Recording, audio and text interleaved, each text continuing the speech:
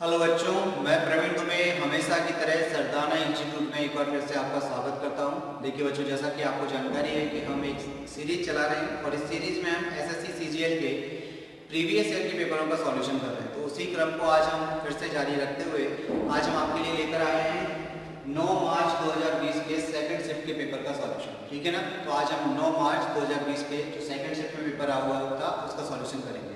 Solution करने से पहले आपसे कहना चाहेंगे कि अगर आप इस चैनल पर नए हैं तो सबसे पहले इस चैनल को आप सब्सक्राइब करें, ज़्यादा से ज़्यादा लोगों को तक इस चैनल को पहुंचाएं। तो उसके लिए आप इसको ज़्यादा से ज़्यादा शेयर करें और हाँ, लाइक करना ना भूलें। तो चलिए अब हम शुरुआत करते हैं क्वेश्चन से और देखते हैं भाई पहला क्वेश्चन क्या पूछा गया था आपके पेपर में।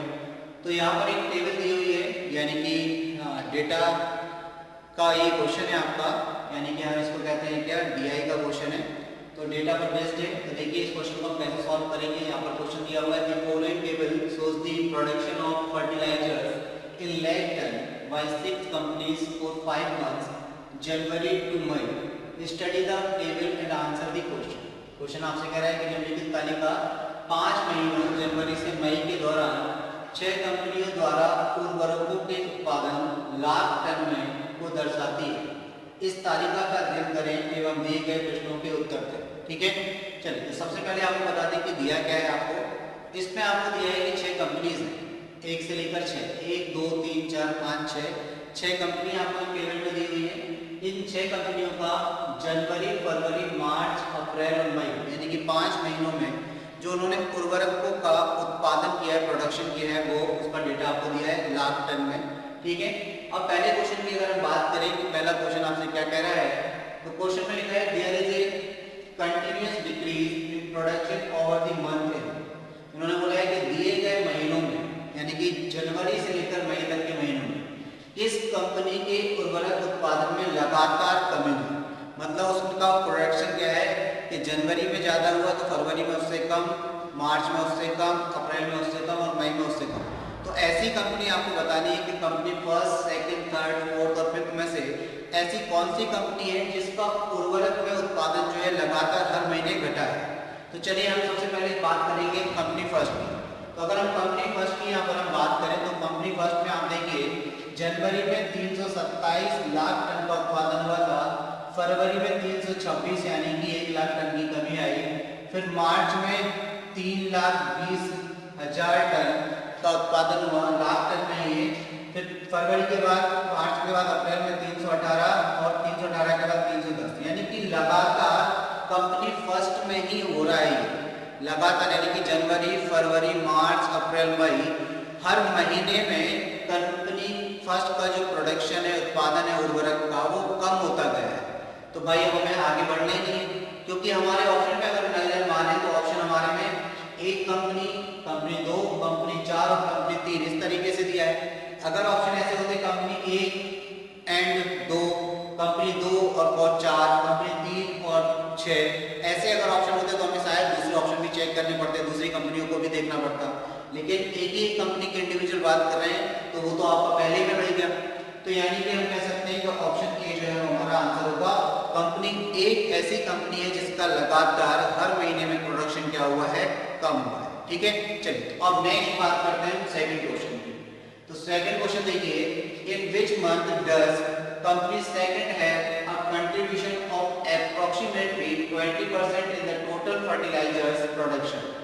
इन्होंने बोला है कि किस महीने में कंपनी सेकंड द्वारा उर्वरक उत्पादन उसके 5 महीनों में हुए कुल उत्पादन के लगभग 20% के बराबर है। तो आपको बताना है कंपनी सेकंड। तो सबसे पहले तो बात कर रहे हैं कि कंपनी सेकंड की, उसने जो 5 महीनों में उर्वरक का उत्पादन किया है उसका 20% किस महीने के बराबर है, लगभग बराबर है, ये आपको बताना है। मतलब 5 महीने का जो टोटल उर्वरक का उत्पादन है उसका आप 20% निकालेंगे तो 20% किस महीने में हुआ है तो वो आपको बताना है। तो देखिए कंपनी सेकंड हमने ले ली, कंपनी सेकंड हमने ली और इसमें हमने देखा कि पहले महीने में 180, दूसरे महीने में 179, 179, तीसरे महीने में 160, चौथे महीने की अगर हम बात करें तो 167, ठीक है, पांचवें महीने की बात करें तो 150। अब हम टोटल उत्पादन देखते हैं कितना है। तो 9 7 7 की 6 हासिल में आएगा 1, 9 और और 7 16 6 22 6 28 5 33 की 3 हासिल में जाएगा 3, तो ये 5 और 3 कितना हो गया 8, यानी कि 836 लाख टन का उत्पादन हुआ इसका। अब इसका 20% अगर हम बात करें तो 20% आप जानते हैं बेटा कि 1/5 होता है, यानी कि 836 का आपको क्या करना है 1/5 निकाल देना है। 5 से भाग देंगे तो 5 एकम 5, 3 बचेगा तो 33 हो जाएगा, 5 छक्का 30, 3 बचेगा तो 36 हो जाएगा, 5 सत्तर 35, 1 बचेगा तो 5 दूनी 10, यानी कि जो कंपनी सेकंड है उसका टोटल 5 महीनों का जो प्रोडक्शन है उसका 20% कितना है 167.2 है, यानी कि 167.2 है। तो इन्होंने बोला कि किस महीने में 20% के बराबर हुआ है, तो लगभग 20% के बराबर देखिए तो आपको दिख रहा है 167 आपको अप्रैल महीने में दिख रहा है। अप्रैल महीने में देखिए आप थोड़ा सा 167 हुआ है, ठीक है, तो ये लगभग बराबर है। तो आप किस ऑप्शन पर टिक कर देंगे, ऑप्शन बी पर टिक कर देंगे और आगे बढ़ जाएंगे क्योंकि आपका आंसर आ चुका है ऑप्शन बी। क्लियर है बात? चलिए तो नेक्स्ट क्वेश्चन देख लेते हैं बच्चों। अगला क्वेश्चन देख लेते हैं। अगला क्वेश्चन है when 2 is subtracted from each of the given n numbers, the sum of the numbers so obtained at 102. When 5 is subtracted from each of them, the sum of the numbers so obtained is 12. What is the average of the given n numbers is? Question आपसे कह रहा है कि जब दी गई n संख्याओं में से प्रत्येक से 2 घटाया जाता है तो प्राप्त संख्याओं का योग 102 हो जाता है, और जब उनमें से प्रत्येक से 5 घटाया जाता है तो प्राप्त संख्याओं का योग 12 हो जाता है। तो दी गई n संख्याओं का आपको औसत बताना है कि क्या होगा। तो सबसे पहले आप एक छोटी सी चीज समझिए, n संख्याओं की बात कर रहे हैं, नाम से बोलते हैं 3 संख्याएं। कितनी संख्याएं? 3, ठीक है। अगर 3 संख्याओं में से हर एक संख्या में से आप 2 घटाएंगे तो टोटल कितना घटाया? एक में से 2 घटाया, दूसरे में से 2 घटाया, तीसरे में से भी 2 घटाया, यानी टोटल कितना 6 घटाया। तो हम ऐसा नहीं कह सकते कि भाई 3 × 2 यानी कि टोटल कितना 6 घटाया, टोटल कितना घटाया 6। तो यहाँ पर बस इसके माध्यम से आपको एक चीज समझनी है कि भाई जो कम यहाँ पर बोल रहा है कि n संख्याओं में से प्रत्येक में 2 घटा रहे हैं, तो हमने प्रत्येक में 2 घटा रहे हैं यानी कि टोटल कितना घटाया 2n घटाया, तो हमें रिजल्ट कितना मिल रहा है प्राप्त संख्याओं का योग। मतलब जो भी n संख्याएं थी उनमें से हर एक में से जब आपने 2 घटाया तो जो योग हमें मिला घटाने के बाद जो प्राप्त संख्याओं का योग मिला, जो बची हुई संख्याएं थी उनका जो योग मिला वो 102 है। तो अगर आपने टोटल कितना घटाया तो आप कहेंगे सर 2n घटाया। अगर ये 2n हम किसमें जोड़ देते हैं 102 में जोड़ देते हैं तो यानी कि घटाने से पहले योग कितना था उन सभी संख्याओं का वो आ जाएगा। तो ये घटाने से पहले उन सभी संख्याओं का योग आ गया, ठीक। अब फिर समझिए यहाँ पर जब उनमें से प्रत्येक में से 5 घटाया जाता है, यानी कि n संख्याओं में से प्रत्येक में से 5 घटा रहे हैं तो टोटल आपने कितना घटाया 5n घटाया। तो अब जो प्राप्त संख्याएं हैं उनका योग 12 है। तो यानी कि हम ये कह सकते हैं कि अगर हम इसमें 12 जोड़ दें तो ये तो घटाने के बाद प्राप्त संख्याओं का योग 12 था और आपने टोटल कितना घटाया 5n घटाया। तो अगर इन सबको जोड़ दें तो ये क्या था सभी संख्याओं का घटाने से पहले का योग था, और ये दोनों आपस में कैसे हो जाएंगे बराबर हो जाएंगे। अब अगर ये बराबर हो गए तो 5n में से 2n जाएगा तो आप कहेंगे सर 3n बचा, और 102 में से 12 जाएगा तो आप कहेंगे सर 90 बचा। तो n की वैल्यू कितनी आ गई तो आप कहेंगे सर 30 आ गई। तो यानी कि संख्याएं कितनी है टोटल 30 है। n कितनी है संख्याओं की वैल्यू कितनी है 30 है। अब संख्याएं अगर 30 हैं तो देखिए 2n + 102 या अगर हम बात करें 5n + 12 की, ये उन सभी संख्याओं का योग है। तो अगर हम सभी संख्याओं के योग की बात करें तो सभी n संख्याओं का योग, सभी n संख्याओं का योग, n संख्याओं का योग, सभी n संख्याओं का योग क्या होगा? तो आप कहेंगे सर हमने अभी 2 निकाले हैं, चाहे कोई सा ले लीजिए आप, 2n + 102, ये n संख्याओं का योग है। तो यहाँ पर n की वैल्यू रख दीजिए तो आप कहेंगे सर 30 है प्लस ये कितना 102, ये कितना हो जाएगा 60 और ये कितना 102। तो n संख्याओं का योग कितना आ गया 162 आ गया। अब जब n संख्याओं का योग 162 है और हमारे पास संख्याएं कितनी है यानी कि 30 है, यानी कि 30 संख्याओं का योग कितना आ गया 162। तो औसत कैसे निकलता है? कुल योग बटे कुल संख्या। तो औसत कैसे निकलता है? तो आप कहेंगे सर औसत निकालना सिंपल है। औसत होता है कुल योग जो भी टोटल सम है n संख्याओं का यानी कि 30 संख्याओं का कुल योग बटे कुल संख्या। कुल संख्या, उनकी संख्या कितनी है उससे आप भाग लगा दीजिए। तो कुल हो गया 162 और भाग लगाना है किससे, 30 से। चलिए तो 30 से अगर भाग लगाते हैं तो 3 से भाग जाएगा, 3 बच्चे 15 और 3 चौको 12 बटे में कितना है 10। तो 10 से भाग लगाएंगे तो 5.4। तो वो 30 संख्याओं का औसत कितना है 5.4। किस ऑप्शन में दिया है आपको 5.4, तो 5.4 आपको दिया है ऑप्शन बी में। तो ऑप्शन बी इस प्रकार आपका बेटा आंसर हो जाएगा। आई होप बात आपको समझ में आ गई। सिंपल क्वेश्चन है, कुछ भी नहीं करना था इसमें, ठीक है ना, बहुत इजी है। आगे बढ़ते हैं, क्वेश्चन नंबर 4 की तरफ बढ़ते हैं। देखिए क्वेश्चन नंबर 4 आपसे क्या कह रहा है। क्वेश्चन नंबर 4 कह रहा है a certain sum amounts to 28,900 in 2 years at 6% per annum, interest compounded annually, the sum is। Question आपसे कह रहा है कि कोई निश्चित धनराशि 6% वार्षिक चक्रवृद्धि ब्याज की वार्षिक रूप से संयोजित की दर पर 2 वर्षों में 28,900 रुपए हो जाती है, वह धनराशि ज्ञात कीजिए। यानी कि आपको दिया क्या है, सबसे पहले बात करें, और आपसे पूछा क्या गया है। तो आपसे पूछा गया है मूलधन। आपसे क्या पूछा गया है, मूलधन, यानी कि प्रिंसिपल आपको बताना है कितना है।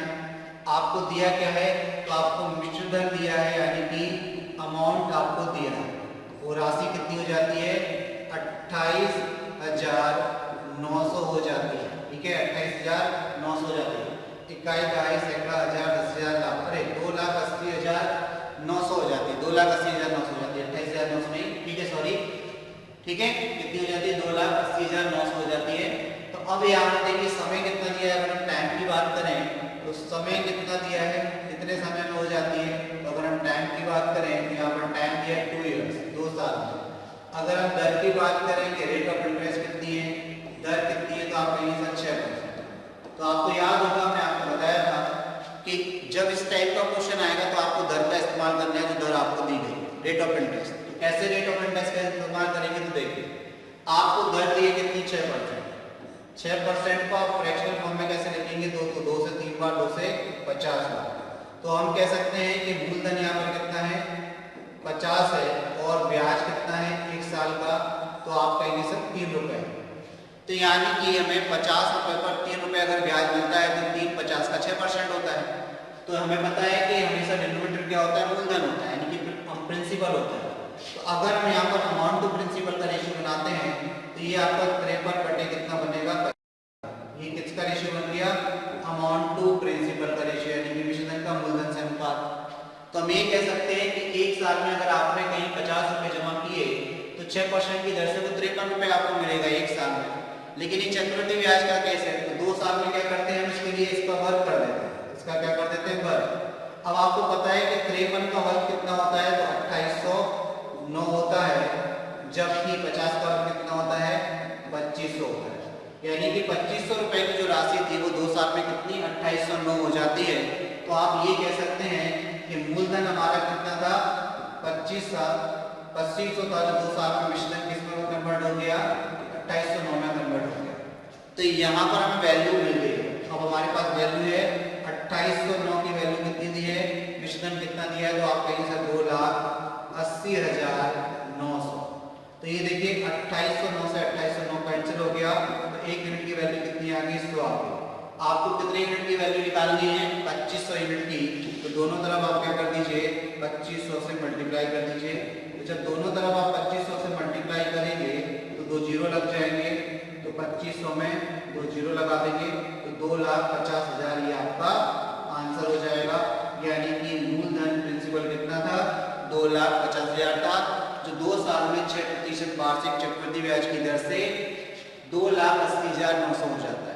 तो किस ऑप्शन में दिया है 2,50,000, तो ऑप्शन बी में दिया है, तो ऑप्शन बी आपका आंसर हो जाएगा। आई होप बात आप तक पहुंच गई किस तरीके से इस क्वेश्चन को बनाना है। तो चलिए अगले क्वेश्चन की तरफ बढ़ते हैं। Question number 5, the average of 4 terms is 30 and the first term is 1/3 of the sum of the remaining terms. What is the first term? Question आपसे कह रहा है कि 4 संख्याओं का औसत 30 है और पहली संख्या शेष संख्याओं के योग के 1/3 भाग के बराबर है। पहली संख्या शेष संख्या मतलब शेष संख्या कितनी तीन संख्याओं के योग के 1/3 भाग के बराबर है तो पहली संख्या ज्ञात करें। बिल्कुल सिंपल तरीके से इस क्वेश्चन को हम करेंगे। देखिए बिल्कुल सिंपल तरीके से तरीका देखिए बस आप, मजा आ जाएगा आपको। पहली संख्या शेष संख्याओं के योग के 1/3 के बराबर है, तो पहली संख्या जो है इन्होंने बोला शेष तीन संख्याओं यानी कि दूसरी प्लस तीसरी और प्लस चौथी, इन तीन संख्याओं के चौथी यानी कि फोर्थ, यानी कि पहली दूसरी प्लस तीसरी प्लस चौथी, इन तीन संख्याओं के योग के 1/3 के बराबर है। योग के 1/3 के बराबर है मतलब ये पहली संख्या जो है वो इन दूसरी तीसरी और चौथी संख्याओं के योग के 1/3 के बराबर है। इसका मतलब 1/3 में अगर हम कंपैरिजन करें तो आप पहली संख्या का कंपैरिजन किससे कर रहे हैं? शेष तीन संख्याओं के योग से कंपैरिजन कर रहे हैं। तो हम ये कह सकते हैं कि शेष तीन संख्याओं का योग कितना है? 3। तो हम यहाँ पर शेष तीन संख्याओं का योग अगर 3 है तो पहली संख्या का शेष तीन संख्याओं के योग से जो अनुपात है वो कितना बनेगा? तो आप कह सकते हैं वो 1:3 बनेगा, क्योंकि पहली संख्या शेष तीन संख्याओं के योग का कितना 1/3 है।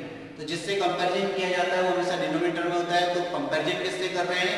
शेष तीन संख्याओं के योग से। तो इसका मतलब शेष तीन संख्याओं का योग 3 है तो पहली संख्या के लिए तो यहाँ पर 1 और शेष तीन संख्याओं का योग का अनुपात कितना हो गया? 3 हो गया। तो अगर हम चारों संख्याओं के योग की बात करें कि एक पहली संख्या, दूसरी संख्या, तीसरी संख्या और चौथी संख्या, इन चारों का योग कितना है? तो आप कहेंगे 3 और 1 4। आपको ये 1 2 3 लिखने की जरूरत नहीं है। आपको अगर बात समझ में आ रही है तो आप डायरेक्ट देख के कर सकते हैं। अब आपको पता है कि इन चारों संख्याओं का योग 4 है, लेकिन आपको चार संख्याओं का औसत कितना दिया? तो 4 का एवरेज कितना दिया? तो आप कहेंगे सर 4 का एवरेज हमें 30 दिया, तो 4 का टोटल कितना होगा? तो आप जानते हैं कि अगर हम एवरेज में उनके नंबर से मल्टीप्लाई कर देते हैं तो टोटल आ जाता है। तो चार संख्याओं का औसत कितना है? यहाँ पर 120 है। अब चार संख्याओं का औसत अगर यहाँ पर 120 है तो हम कह सकते हैं कि 4 यूनिट की वैल्यू 120 के बराबर है, तो 1 यूनिट की वैल्यू किसके बराबर? 30 के बराबर। और आपसे पूछी क्या गई थी? आपसे पूछी गई थी पहली संख्या ज्ञात करें। पहली संख्या हमने क्या मानी थी? 1 यूनिट। 1 यूनिट की वैल्यू कितनी आ गई? 30, यानी कि हमारा आंसर कितना हो गया? 30। तो यही हमारा आंसर। किस ऑप्शन में दिया है बेटा आपको 30? तो आप कहेंगे सर ऑप्शन बी में दिया है, तो ऑप्शन बी आपका आंसर हो गया। आई होप बात आप तक पहुंच गई, क्लियर है क्वेश्चन किस तरीके से करना है। तो चलिए अगला क्वेश्चन देखते हैं कि अगला क्वेश्चन क्या है। Question number 6। चलिए बच्चों तो अगला क्वेश्चन देखते हैं। क्वेश्चन नंबर 6 आपसे क्या कह रहा है? तो क्वेश्चन नंबर 6 लिखा हुआ है सॉल्व द फॉलोइंग, निम्नलिखित को हल करें। ठीक है, यहाँ पर लिखा है 2 sin 22 upon cos 68 minus 2 cos 75 upon 5 tan 15 minus 8 tan 45 into tan 20 into tan 40 into tan 50 into tan 70 upon इस पूरे का फॉर्म में कितना है? 5। इसका मान आपको ज्ञात करना है। तो इसके लिए आपको एक छोटी सी चीज याद रखनी होगी। देखिए इसमें आपको एक कंडीशन पता होना चाहिए। इससे पहले भी एक शायद ऐसा क्वेश्चन आया था, हमने सॉल्व किया था। sin A upon cos B equal to कितना होता है? 1 होता है यदि A plus B equal to कितना हो? 90। पहली कंडीशन। ठीक है, तो पहली कंडीशन तो आपको ये पता होना चाहिए कि sin A upon cos B equal to 1 होगा यदि A plus B equal to क्या होगा? 90 होगा। ठीक है, अब देखिए सेकंड हम बात करते हैं यहाँ पर tan A tan B tan B equal to 1 होता है यदि A plus B equal to क्या हो? A plus B equal to क्या हो? 90। तो ये दो कंडीशन पे बेस्ड है ये क्वेश्चन, यानी कि दो आइडेंटिटी कह सकते हैं। ये दो आइडेंटिटी यदि आपको पता है तो ये क्वेश्चन आसानी से आप सॉल्व कर सकते हैं। अब आप जरा देखिए क्वेश्चन आपने क्या कह रहा है? तो क्वेश्चन लिखा है 2 sin 22 अपॉन cos 68, ठीक है, माइनस 2 cot 75 अपॉन 5 tan 15। ठीक है, इधर लिखा है minus 8 tan 45 into tan 20 into tan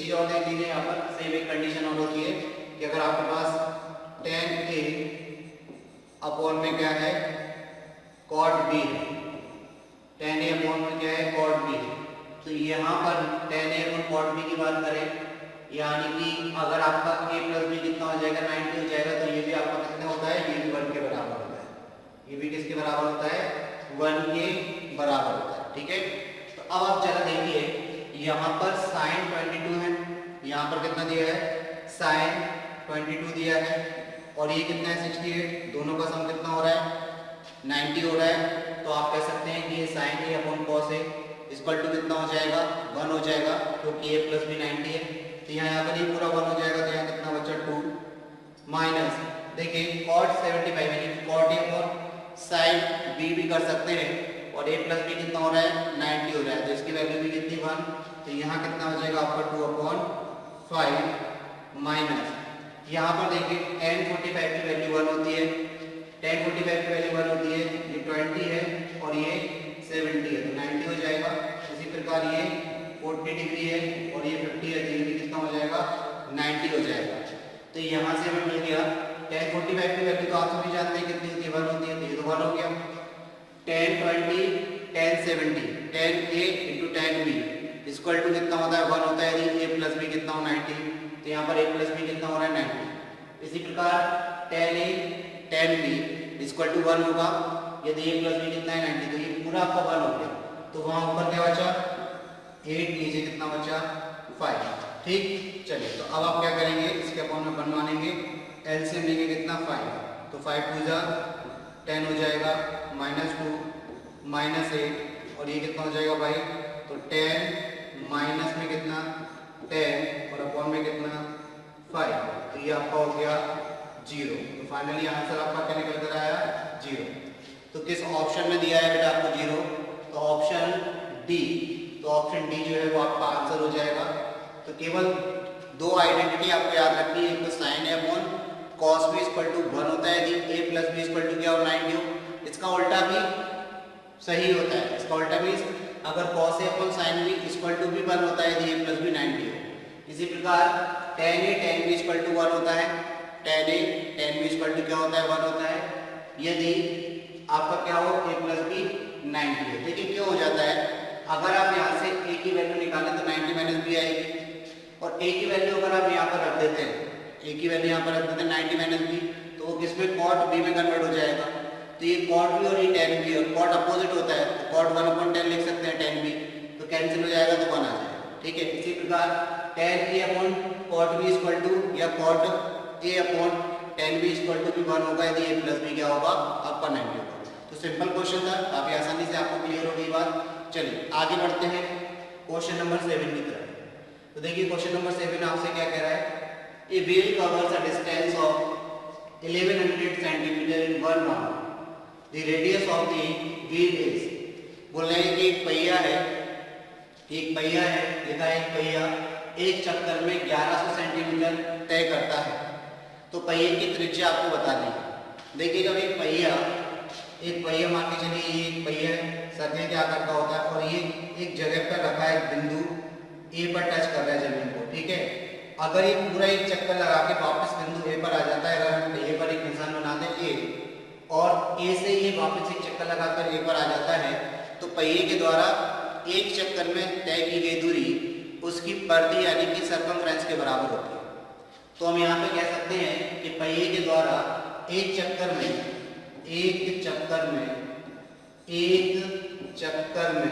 पहिए के द्वारा एक चक्कर में तय की गई दूरी